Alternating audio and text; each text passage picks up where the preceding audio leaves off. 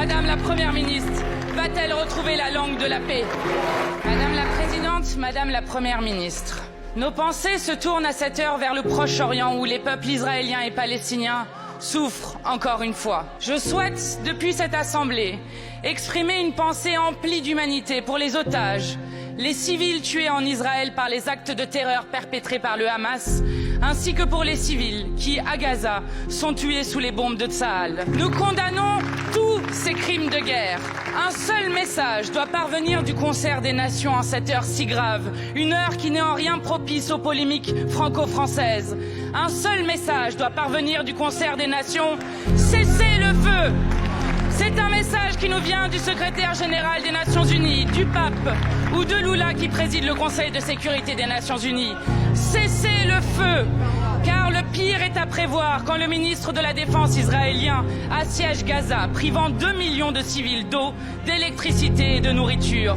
Violation du droit international face auquel la France ne peut rester silencieuse. Nous n'avons jamais eu autant besoin du courage de la paix que dans ces moments. Cela fait trop longtemps que la communauté internationale a laissé la situation s'envenimer. 2 communiqués du Quai d'Orsay, un communiqué du président de la République.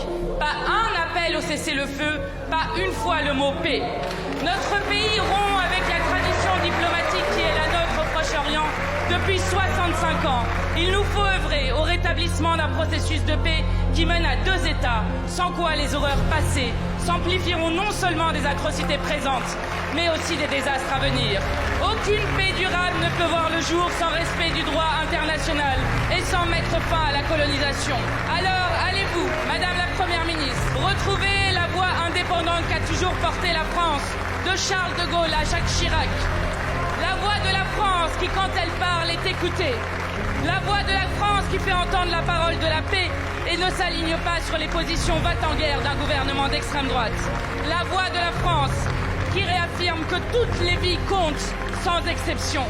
La France, Madame la Première ministre, va-t-elle retrouver la langue de la paix? تيلي بلوس، تميز ومصداقية.